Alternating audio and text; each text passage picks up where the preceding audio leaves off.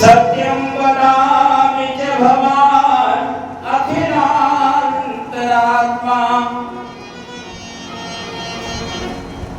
भक्तिं प्रयच्छि रघुपुङ्गव निर्भरां मे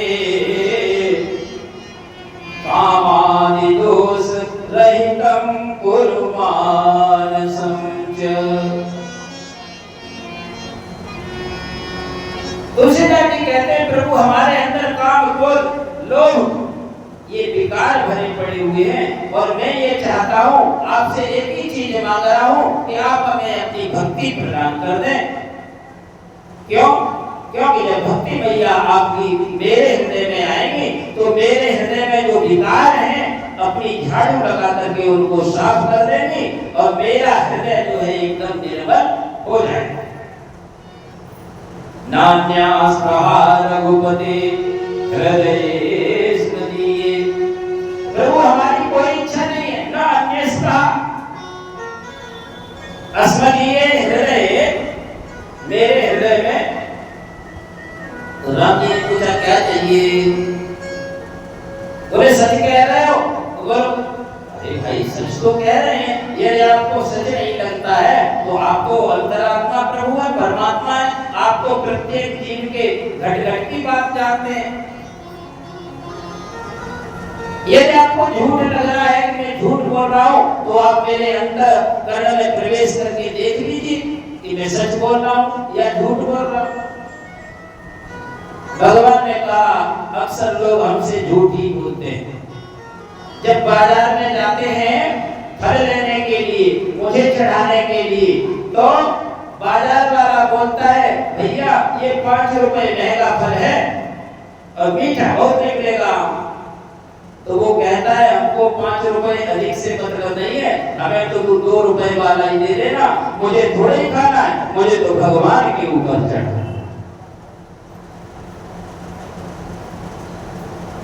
तो तुलसीदास जी कहते हैं कि मुझे और कुछ नहीं चाहिए। यदि आपको विश्वास नहीं होता है तो आप मेरे अंदर झांक करके देख लीजिए कि मुझे क्या चाहिए।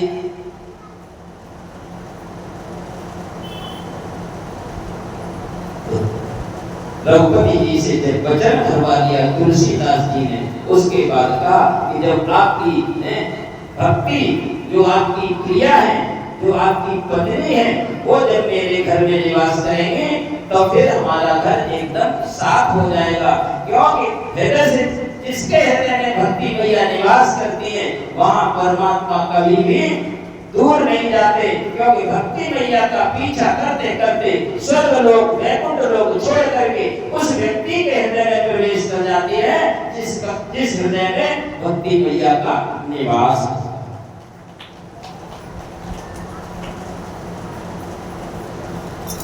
भगवान श्री राम ने 14 वर्षों का वनवास काटा, रावण के साथ युद्ध हुआ, विजय प्राप्त की और विजय प्राप्त करके अपने नगर के लिए जब चलने लगे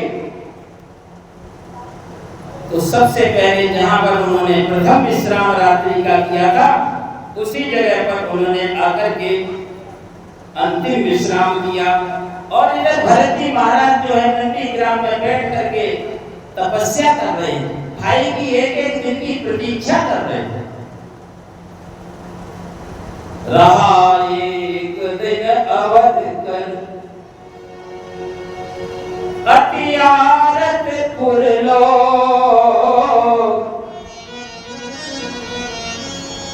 दिव्य रूप धर पवन सुत आई गए जनुबोध। राम जी ने हनुमान जी से कहा हनुमान जी मेरा भाई भरत एक दिन की प्रतीक्षा कर रहा है, यदि हम कल एक भी दिन एक्स्ट्रा बीत गया तो भरत मुझे जितना प्राप्त नहीं।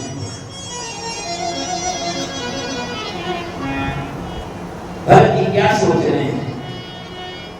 अगर श्री राम नाये, अगर पूरी दुनिया जान जाएगी कि भाई भाई का प्रेम नहीं, अगर श्री राम ना आए ये दुनिया जान जाएगी। अगर श्री राम ना आए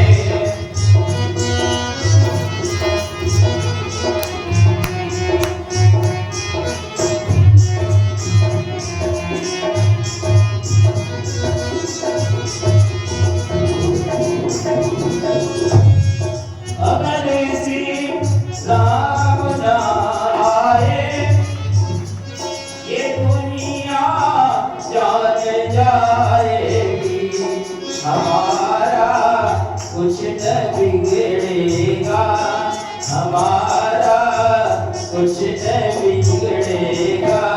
भरत की जान जाएगी, हमारा कुछ न बिगड़ेगा। भरत की जान जाएगी।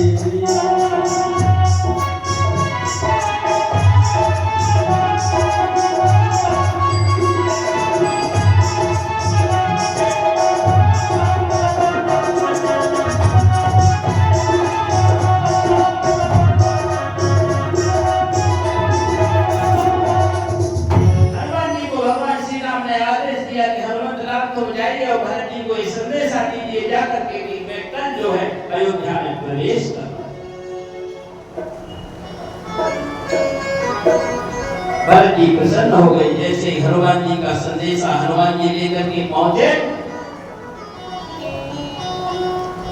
भरत जी की जान में जान आ गई। अभिषेक की तैयारियां चलने लगी। गुरु वशिष्ठ को बुलवाया गया। माताएं जितनी थी अंतःपुर में सभी माताएं दधि दूर्वा लोचन फल मूला आदि सुनानी आरती की। दही दूर्वा हमारे यहाँ जो है ये चीजें काफी शुभ मानी जाती हैं। और कभी किसी का तिलक होता है, कभी किसी का जन्मदिन होता है, तो इन्हीं के द्वारा हम उसकी पूजन और उस व्यक्ति का भी पूजन इन्हीं से करते हैं।